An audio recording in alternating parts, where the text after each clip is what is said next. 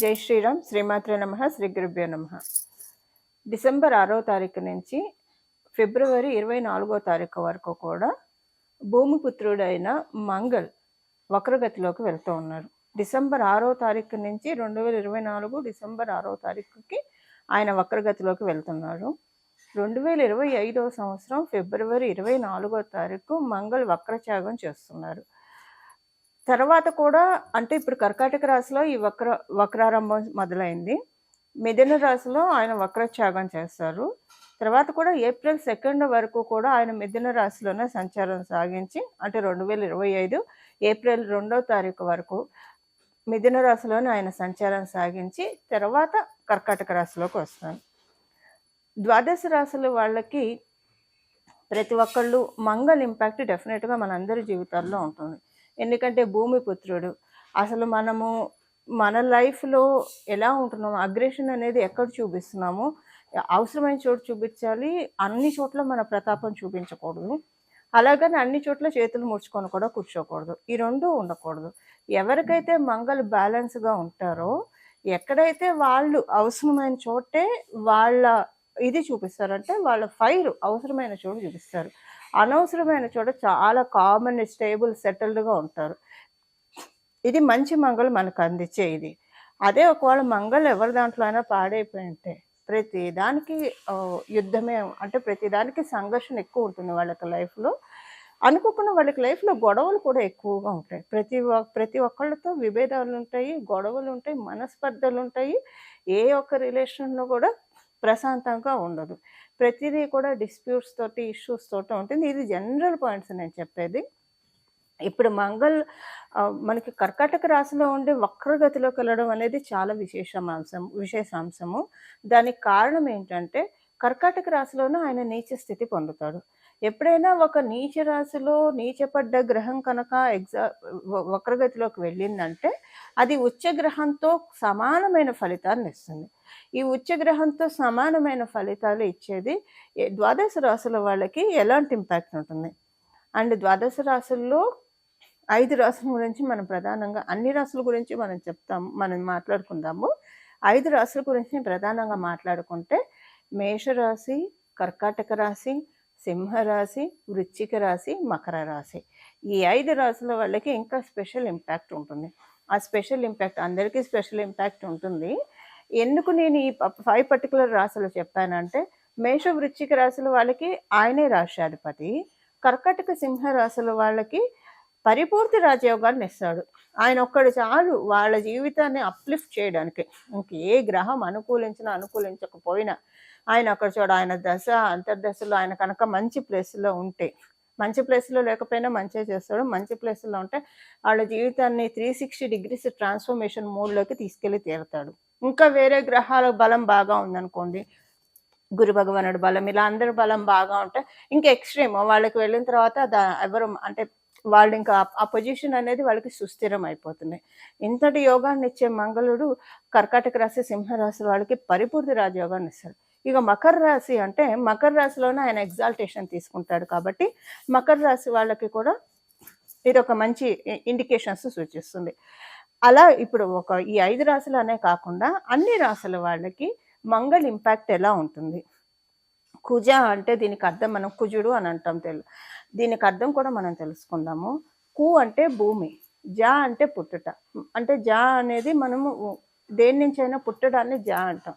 భూమి పుత్రుడు కాబట్టి భూమి నుంచి పుట్టాడు కాబట్టి ఆయనకి కుజ అని పేరు వచ్చింది. అయితే ఆయన ఎక్కువగా మనం మంగళ్ అని సంబోధిస్తే కనుక ఆయన చాలా ప్రీతి పొందుతాడు. ఇక్కడ ఒక చిన్న నోట్ ఏంటంటే మనకి కూడా ఒక చిన్న స్వార్థం. ఎప్పుడు కూడా మంగళం అంటే తదాస్తు దేవతలు ఏదో ఒక రోజు తదాస్తు అంటే మన జీవితంలో సన్మంగళాలు ఇంకా ఫిక్స్ అయిపోతాయి. ఆ సన్మంగళాలకి కొదవ ఉండదు. అబండెన్స్ అంటారు కదా, సమృద్ధిగా మన జీవితంలో సన్మంగళాలు ఉంటాయి. ఎప్పుడు మనం అందుకే కదా మన చిన్నప్పటి నుంచి మన పెద్దలే కావచ్చు, మన పూర్వీకులే కావచ్చు, ఇవన్నీ ప్రాక్టీస్ వస్తున్న వర్డ్సే. ఏదైనా అయిపోతే నిండుకుందని చెప్తారు. సో ఇలా మనకి ఫస్ట్ నుంచి వస్తున్నది. ఒకవేళ ఎవరినన్నా తిట్టాలన్నా, నీళ్ళు బంగారం కాను అని అంటారు, లేదా నీ నోట్లో బెల్లం కొడతా అని తిడతారు. ఏదైనా కోపం వచ్చినా కూడా మంగళకరంగానే వాళ్ళు వర్డ్స్ ఉండే విధంగా జాగ్రత్త పడేవాళ్ళు మన పూర్వీకులు. అందువల్ల మన నవగ్రహాల్లో ఒక గ్రహమైన ఈయన నిజంగానే మంగళ కదా, ఆయనకు ఒక పేరు మంగళ. అందుకే కుజదోషం అనే కంటే జనరల్గా మనం వినే నానుడి మంగళ దోషం అనే జనరల్గా వింటూ ఉంటాము. సో మనం మంగళ్ అని ఎక్కువగా మనం ఆయన సంబోధిస్తూ ఉంటే, మీ జన్మ జాతకంలో మంగళ ప్లేస్మెంట్ సరిగ్గా ఉన్నా లేకపోయినా మీరు కరెక్ట్ చేసుకోగలుగుతారు. సో ఎక్కువగా ఎవరితోటైనా మీరు అడ్రస్ చేసేప్పుడు ఈ గ్రహం అని అడ్రస్ చేసేప్పుడు మంగళ అని అడ్రస్ చేయడం ప్రాక్టీస్గా పెట్టుకుంటే కనుక మన జన్మ జాతకంలో మంగళ బాగా ఉంటే చాలా మంచి ఫలితాన్ని ఇస్తారు. ఒకవేళ బాగోలేకపోయినా దాన్ని మనం రిపేర్ చేసినట్లు అవుతాం, కరెక్ట్ చేసిన వాళ్ళం అవుతాం. ఇది ఒక రెమెడీ కింద కూడా మనం కన్సిడర్ చేసుకోవచ్చు. ఇప్పుడు మనం ద్వాదశ రాశుల వాళ్ళకి మంగళ ఇంపాక్ట్ ఎలా ఉంటుంది? ఆయన ఆయన వక్రగతి ఎక్కడో లేదు, కర్కాటక రాశిలోనే ఆయన వక్రగతి ఉంది. కర్కాటక రాశిలో ఆయన వక్రగతి ఎలాంటి ఇంపాక్ట్ తెచ్చిపెట్టబోతుంది అంటే ఉచ్చ స్థితి కింద ఇక్కడ కన్సిడర్ అవుతుంది మనకి. ఈ ఉచ్చ స్థితిలో ఉన్న మంగళ ద్వాదశ రాశుల వాళ్ళకి ఎలాంటి ఇంపాక్ట్ ఇస్తున్నారు, దీనికి చేసుకోవాల్సిన అంటే వీటిలో సపోజ్ మీ జన్మజాతకంలో ఇప్పుడు టైం సరిగ్గా లేకపోతే దీన్ని మీరు గ్రాప్ చేసుకోవడానికి ఏం పరిహారాలు చేసుకోవాలి? ఇప్పుడు మంగళ దశ జరిగే వాళ్ళకి, మంగళ అంతర్దశ జరిగే వాళ్ళకి, ఇందాక మనం తెలుసుకున్న 5 రాశుల వాళ్ళకి ఇంపాక్ట్ కొంచెం హాయిగా ఉంటుంది, ఏదైనా గుడ్ ఇంపాక్ట్ ఉంటుంది. ఈ మంచి ఫలితాలు ఏంటనేది ఇప్పుడు మనం ఒక్కొక్క రాశి వారీగా తెలుసుకుందాం విడివిడిగా. కన్యా రాశిలో పుట్టిన వాళ్ళకి, కన్యా లగ్నంలో పుట్టిన వాళ్ళకి మీకు ఎలాంటి ఫలితాలు ఉంటాయంటే, మీకు తృతీయ అష్టమాధిపతి అయ్యాడు. సో మీకు పూర్తిగా అనుకూలుడు కాదు ఈయన, పూర్తిగా అనుకూలుడు కాదు. సో ఈయన వక్రగతిలో ఉండడం అనేది మీకు పూర్తిగా మంచి ఫలితాన్ని ఇవ్వదు, అలాగని చెడ్డ ఫలితాన్ని కూడా ఇవ్వదు. అసలు ఏం ఫలితాన్ని ఇస్తుందో ఇప్పుడు మనం చూద్దాము. మీ ఫైనాన్షియల్ మ్యాటర్స్లో కొంచెం జాగ్రత్తగా ఉండాలండి. ఏదైనా మిస్ట్రాన్సాక్షన్స్ అవుతాయి డబ్బులు, అంటే ఒకళ్ళకి కొట్టపోయి ఒకళ్ళకి కొట్టడము, లేదా ఆన్లైన్ చీటింగ్ ఏదైనా జరిగే ఛాన్స్ ఉంది. ఆన్లైన్ మోసాలు కావచ్చు, లేదా మీరు ఎవరికైనా డబ్బులు అంటే కొంచెము మీరు డబ్బులు ఇచ్చేప్పుడు చూసుకుంటూ ఇవ్వండి అంతే. మీరు ఆన్లైన్ చేసినా ఆఫ్లైన్ చేసినా కొంచెం ప్రాపర్గా చూసుకొని క్యాలిక్యులేటెడ్గా ఉండండి. ఎందుకంటే కొంచెం మనీ విషయంలో ప్రాబ్లమ్స్ వచ్చే అవకాశం ఉంది. సపోజ్ ఇలా ఏం లేదు, మీ జన్మజాతకంలో గురుబలం ఇంకా మిగతా బుధబలం బాగా ఉంటే ఇలాంటి వాటికి అవకాశం ఉండదు అనుకోండి. అప్పుడు ఏంటంటే ఫైనాన్షియల్ ట్రాన్సాక్షన్స్లో ఏదైనా మీరు పెద్దది అనుకున్నది వస్తుంది, కన్ఫామ్గా మీకే వస్తుంది అని 100% మీరు రాసి పెట్టుకున్నది కొంచెం డైవర్ట్ అయ్యే ఛాన్స్ ఉంది. సో మరి మనం ఇప్పుడంటే మీ జన్మజాతకం బలంగా ఉంటే డైవర్ట్ అవ్వకుండా వస్తుంది. మీ జన్మజాతకం బలంగా లేకపోతే అప్పుడు మనం పరిహారం చెప్తాను కాబట్టి అది చేసుకుంటే మీ బాస్కెట్లో ఉంటుంది, పోదు కనీసము. సో అంత కాకపోయినా లేదా వేరేదైనా వస్తుంది. So financial transactions, financial deals ఏవైనా మీకు రావాల్సినవి ఉంటే చాలా కేర్ఫుల్గా డీల్ చేయాలి. మీ కమ్యూనికేషను, మీ ఫైనాన్షియల్ ట్రాన్సాక్షన్స్ ఈ 2 కోరిలేట్ అయ్యి ఉంటాయి. అంటే ఒక చిన్న మాటతోటి మీకు రావాల్సింది ఏదన్నా వెళ్ళిపోయే ఛాన్స్ ఉంది. సో చాలా కేర్ఫుల్గా ఉండండి కన్యా రాశిలో పుట్టిన వాళ్ళు. మీకు నష్టం అయితే డెఫినెట్గా జరగదు. కథ రావాల్సింది రాకపోయినా కూడా అది మనకు వస్తే అది మనకి లాభమే కదా, మరి అక్కడ పోతుందంటే అది ఇబ్బందే కదా. సో ఇది మీరు కొంచెం జాగ్రత్తగా ఉండాలి, ఈ విషయంలో మీరు కొంచెం జాగ్రత్త వహించాల్సిందే. బట్ ఇక్కడైతే ఒక విషయం ఏంటంటే, ఒకటి పోయినా మీకు మళ్ళీ 3 ఇస్తాడు ఆయన మీకు. అంటే అతను నెక్స్ట్ ఇయర్‌లో డెఫినెట్‌గా 3 ఇస్తాడు దాని ప్లేస్‌లో. ఒకటి పోగొట్టినా కూడా ఇన్ కేస్ ఒకవేళ పోయింది అంటే డెఫినెట్‌గా అది మీకు మంచే జరిగిందని భావించండి. బాధపడకండి, కలత చెందకండి, బెంగ పెట్టుకోకండి. ఎందుకంటే నెక్స్ట్ ఇయర్ అంటే మార్చి ఆయన వక్రచాగం చేసిన తర్వాత నుంచి ఆయన మళ్ళీ కర్కాటక రాశి వచ్చే లోపల ఒక 3 మంచి ఫలితాలను కూడా ఆయన ఇస్తాడు. అది డబ్బు పరంగా ఇస్తాడు, లేదా మిగతా 2 ఇంకొక వేరే విషయాల్లో కూడా ఇస్తాడు. సో డెఫినెట్‌గా ఇచ్చేదైతే ఇచ్చేదే. ఇప్పుడు ఇస్తాడా, ఇమ్మీడియట్‌గా ఇస్తాడా, కొంచెం నెమ్మదిగా ఇస్తాడా అనేది మనం జాగ్రత్తగా చూసుకోవాలంతే. మరి మిగతా విషయాల్లో చూసుకుంటే, మీరేదైనా వెహికల్ కొనాలని అనుకుంటే వెహికల్ కొనడానికి ఇది మంచి శుభ సమయం. వెహికల్ కొనొచ్చు, మీరు చక్కగా కొనొచ్చు వెహికల్. ఈ టైంలో కొన్నది మీకు చాలా బాగా కలిసొస్తుంది. మీకు ఏదైనా వెహికల్ సేల్ చేయలేకపోతున్నారు అని అనుకుంటే కూడా ఇది చాలా మంచి శుభ సమయం. హెల్త్ ప్రాబ్లమ్స్ ఉంటాయి, హెల్త్ ప్రాబ్లమ్స్ నుంచి బెనిఫిట్స్ ఇస్తున్నాడు మంగళ్. కాస్త హెల్త్ ప్రాబ్లం నుంచి, ఎందుకంటే మంగళ్ ఫస్ట్ ఇచ్చేది శారీరక దృఢత్వాన్ని. He's a soldier, he's a warrior. So సోల్జర్స్‌కి ఆరోగ్యం సరిగ్గా ఉంటేనే కదా బార్డర్‌లో అంత చలిలో వణుకుతూ మనందరి ప్రాణాల్ని రక్షించేది. సో మంగళ్ ఎప్పుడైనా ఫిజికల్ బాడీకి చక్కటి స్ట్రెంత్ ఇస్తాడు. సో ఇప్పుడు మీ మీ ఎనర్జీ, ఫిజికల్ ఎనర్జీని బాగా బూస్టప్ చేస్తున్నాడాయన. ప్రయత్నపూర్వకంగా మీరింకా కాస్త హెల్తీ ఫుడ్ తీసుకోవడము, యోగా ఇలాంటివి ఏవైనా ఎక్సర్‌సైజ్ ఇలాంటివి చేస్తూ ఉంటే మంగల్ స్ట్రెంగ్త్‌ని మీరు పెంచుకున్న వాళ్ళవుతారు. అంటే ఇది మీకొక ఎక్స్‌ట్రా రెమెడీ అనుకోండి. మనం చేసుకోబోయే రెమెడీతో పాటు ఇది ఎక్స్‌ట్రా రెమెడీ. ఇది చేసుకోవడం వల్ల మీకేంటంటే ఇప్పుడు నేను చెప్పాను కదా! ఒక ఆపర్చునిటీ వచ్చినట్టొచ్చి మిస్ అవుతుందని. అలాంటిది రాకుండా మీరు ముందుగానే ఫెన్సింగ్ చేసేసుకోవచ్చండి. ఇది ఎప్పుడైతే వక్రగతి ప్రారంభమవుతుందో అక్కడి నుంచి మీరు మీ మీ డైరీలో ఖచ్చితంగా ఒక అరగంట కేటాయించి ఎక్సర్‌సైజ్‌కి కేటాయించండి. ఇదొక రెమెడీ మీకు. ఇది మర్చిపోకండి. అన్ని రెమెడీలు, పూజలు అలా ఉండవు. కొన్ని ప్రాక్టికల్ రెమెడీస్ ఉంటాయి. ఇది మీరు చేయండి. మంగళ్ మీకు చాలా బలోపేతం అవుతాడండి. చాలా అంటే చాలా బలోపేతం అవుతాడు. ఎప్పుడైనా మనకి కొన్ని సమయాలుంటాయి. గ్రహ దేవతల ప్రసన్నత ఇప్పుడు ముద్దొచ్చినప్పుడే చంకెక్కాలని మనం వింటూ ఉంటాం. సో, ఇప్పుడు మీకు అలాంటి సమయం వచ్చిందండి. సో, మీరు కొంచెం బా ఫిజికల్ ఫిట్‌నెస్ మీద కొంచెం మీరు దృష్టి పెట్టండి అంతే. ఇదే పెద్ద రెమెడీ. మంచిదే కదా! హాయిగా ఇటు స్వామి కార్యం, అటు సకార్యం అంటూ ఉంటాం. అలాంటి గడియలే మీకొచ్చాయననుకోండి చక్కగా ఫిజికల్‌గా ఫిట్‌గా ఉండడానికి ప్రయత్నించండి. మంగళ్ చాలా బలోపేతం అవుతాడు మీకు. మంగళ బలోపేతం అయితే మనం తెలుసుకున్న ఈ బ్యాడ్ ఎఫెక్ట్స్ మీకు రానియ్యడు. ఆయన బ్యాడ్ ఎఫెక్ట్స్ రానియ్యడు. మీ జన్మ జాతకం బాగోకపోయినా, మీ జన్మ జాతకంలో మంగళ స్ట్రెంత్ బాగోకపోయినా, ఇక్కడి నుంచి ఆయన మీకు ట్రాన్స్‌ఫర్మేషన్ ఇస్తాడు. ఏం చేస్తే అంటే మనం ఇప్పుడు ఒక ప్రయత్నం మీరిక్కడ చేస్తున్నారు. అరే! వీళ్ళు నన్ను బాగుపరుచుకోవడానికే ప్రయత్నిస్తున్నారు. నేనింకా వీళ్ళకి ఐడియాస్ ఇస్తాను. ఇంకా వీళ్ళు నన్ను ఇంప్రూవ్ చేసుకుంటే వీళ్ళ లైఫ్‌ని నేనింకా బాగా తీసుకెళ్తాను. ఎందుకంటే పూర్తిగా అనుకూలుడు కాదు కాబట్టి మీకు ఒక రికమెండేషన్ చేయడానికి ఆయన ఇప్పుడు మీకు రెడీగా ఉన్నాడనమాట. సో, రికమెండేషన్ తీసుకోండి మంగళ్ దగ్గర నుంచి.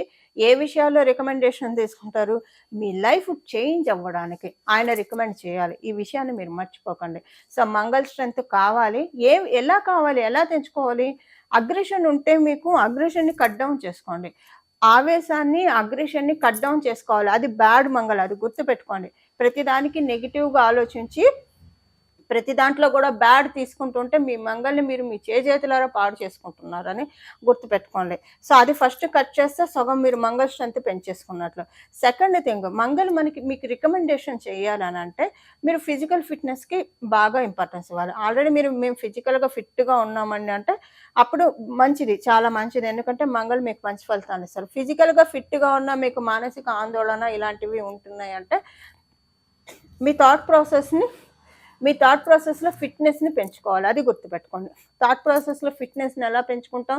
మనం మానసిక ఫిట్‌నెస్‌ని ఎలా పెంచుకుంటాం? అవసరమైన వ్యర్థమైన ఆలోచనలు, వ్యర్థమైన విషయాల్ని ఆలోచించకపోవడమే. ఏది మన జీవితానికి ఉపయోగపడుతుందో, ఏది మంచో అది మనం క్లియర్‌గా, ప్యూర్‌గా ఆలోచించగలిగితే మీకు మంగళ్ ఇన్ అండ్ ఔట్ ఫిట్‌గా ఉంటాడు. ఆయన ఒక్కసారి ఫిట్ అయ్యాడంటే మీ జీవితాన్ని రికమెండ్ చేసి 360 డిగ్రీస్ ట్రాన్స్‌ఫర్మేషన్ ఖచ్చితంగా ఇచ్చే తీరుతాడు. మానసికంగా ఫిట్‌గా లేరా? శారీరకంగా ఫిట్‌గా లేరా? మీరొక్కటి చూసుకోండి. చూసుకొని దేంట్లో మీరు ఇప్పుడు మన లోపాలు మనకు తెలుస్తాయి కదా! సో, దాంట్లో మీరు కరెక్ట్ చేసుకోవడానికి ప్రయత్నించండి. అద్భుతమైన సన్మంగళాన్ని మీ జీవితంలో ఆహ్వానించండి. మంగళ్ వక్రగతి కర్కాటక రాశిలో ఉన్న మంగళ్ వక్రగతి ఉచ్చ ఫలితాలని మనందరి జీవితంలో సన్మంగళాలను మనం పొందడానికి మనందరం చేసుకోవాల్సిన పరిహారము. లక్ష్మీ నరసింహస్వామి వారి ఆరాధన. నమో భగవతే లక్ష్మీ నారసింహాయ. నమో భగవతే లక్ష్మీ నారసింహాయ. నమో భగవతే లక్ష్మీ నారసింహాయ. ఈ నామాన్ని ప్రతిరోజు 108 సార్లు అంతకంటే మించిన సార్లు మీకు ఓపికండి టైం తీరిక ఉంటే లేదా మీరు ఏ పని చేస్తున్నా సరే మీ పని మీరు చేసుకుంటూ ఈ నామాన్ని 24/7 మీ మనసులో అనుకుంటూ ఉంటే పడుకున్నప్పుడు మెలుకు వచ్చినప్పుడు కూడా ఈ నామాన్ని జపించగలిగితే చాలా మంచిది. ఇదొకటి. మీరు స్వామివారికి సంబంధించిన స్తోత్రాలు ఇవేవన్నా చదువుకుంటే మంచిది. ఇంటి దగ్గర ఉన్న లక్ష్మీ నరసింహస్వామి వారి క్షేత్రాలు కావచ్చు, లేదా ఆయన స్వయంభూగా వెలిసిన క్షేత్రాలు కావచ్చు, వీటిని ఈ సమయంలో ఏదో ఒకసారి దర్శించుకోవడానికి ప్రయత్నిస్తే మంచిది. వీటన్నిటితో పాటు మేజర్‌గా మనం చేయాల్సింది లక్ష్మీ నరసింహస్వామి వారి అవతార ఘట్టాన్ని మనం ప్రతిరోజు మననం చేసుకోవాలి మనసులో. శ్రీమద్ భాగవతంలో దశావతారాల గురించి మనకి ప్రస్తావన ఉంటుంది.